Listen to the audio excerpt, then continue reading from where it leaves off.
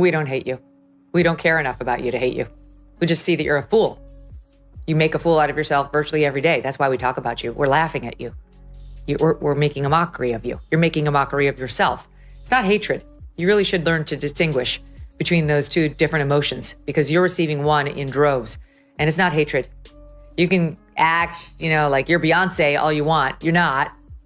And just like her, you can play the victim when you're not. But you're going to have your hands full with people laughing at you because you behave. This isn't light criticism.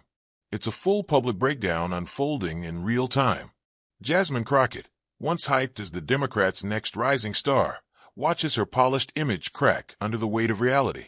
Kelly doesn't just question Crockett's credibility.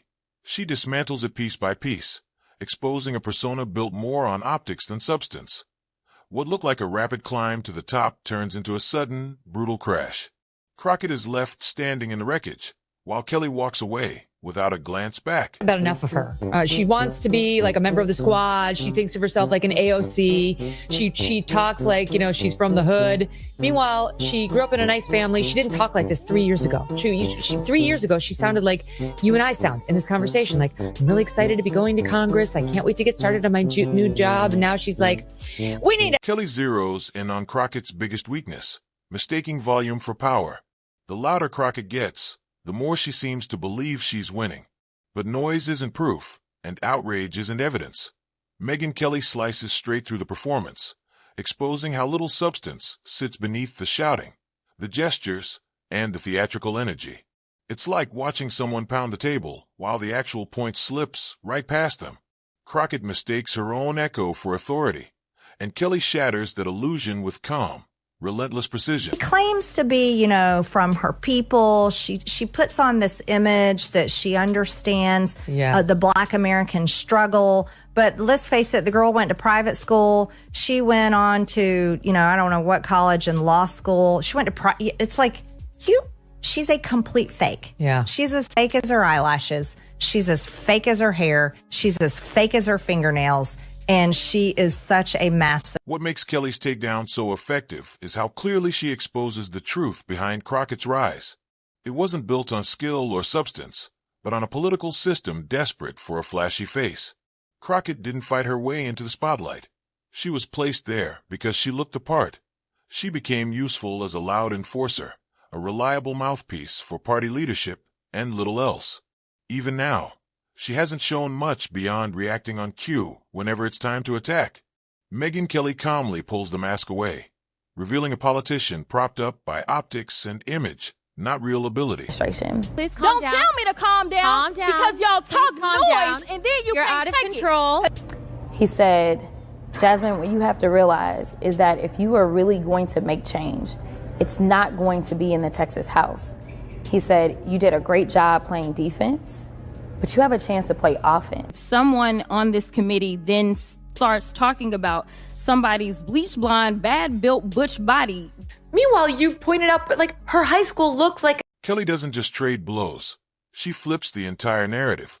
She places Crockett squarely into a familiar category of politician, one who confuses performance with progress and self-promotion with public service. From the exaggerated committee moments to the constant chase for viral clips, every smirk and dramatic eye roll becomes evidence in Kelly's case. This isn't leadership. It's theater. And Kelly makes that distinction unmistakable, reframing Crockett not as a serious lawmaker, but as a bargain bin influencer who somehow wandered into Congress. We were having a committee hearing on oversight, and it was really late at night. And I was really irritated because I'm always like, why can't we work normal work hours like regular people, 8 to 5? I don't know what's wrong with Congress that we're always doing crazy things at 9, 10, 11, 2 a.m. under Nancy Pelosi.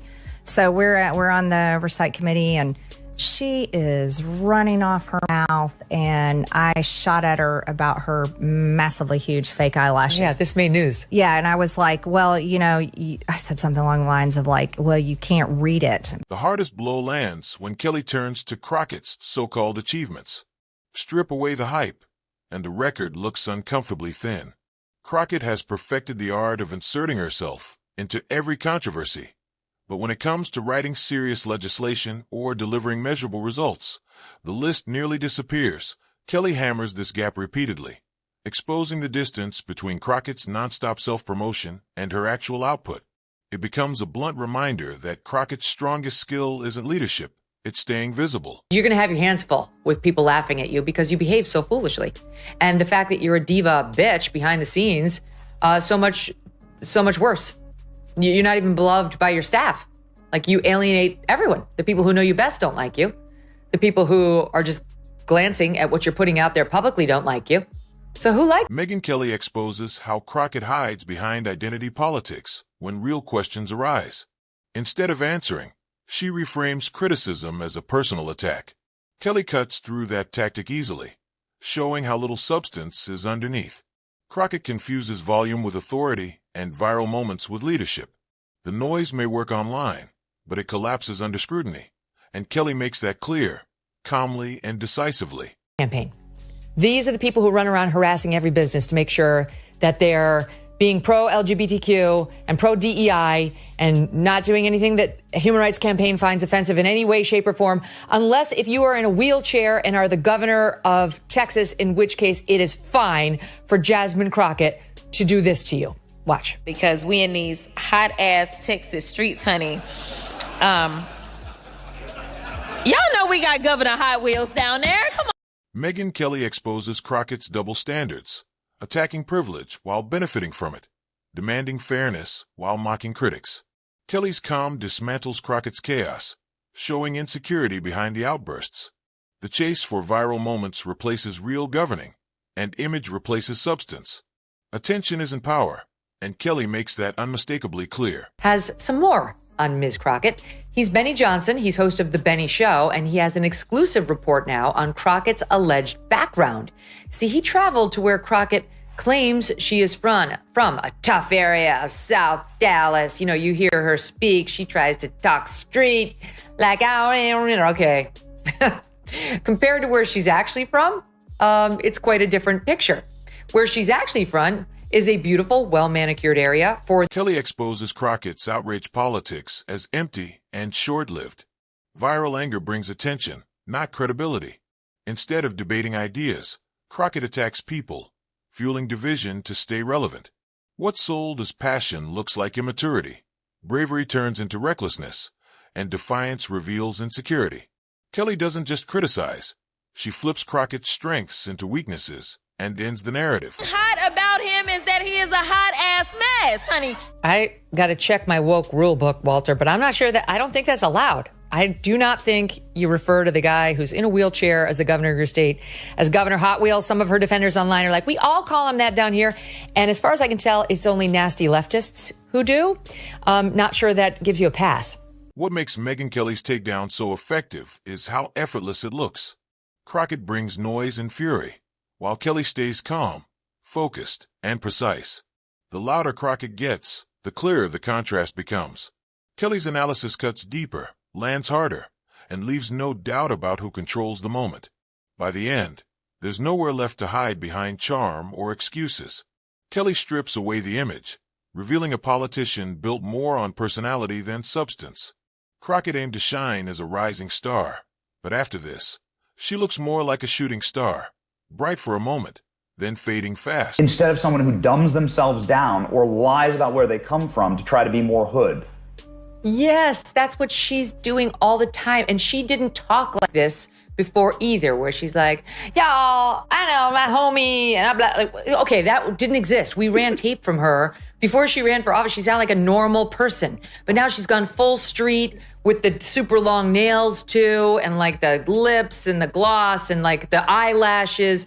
She's really laying it on because she wants to be seen as like this down-home girl. Kelly shines an unflinching light on Crockett, stripping away performance to reveal a lackluster record long hidden.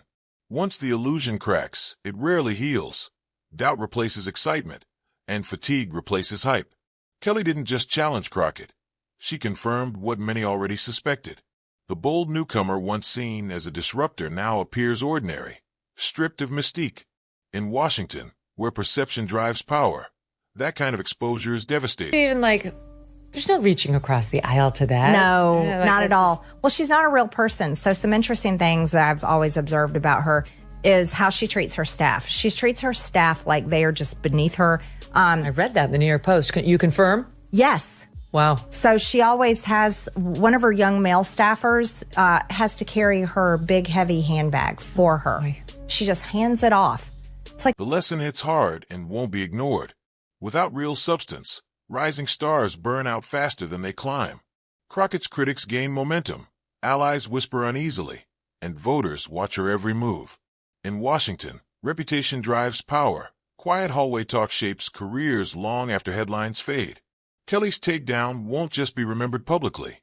It will echo behind closed doors.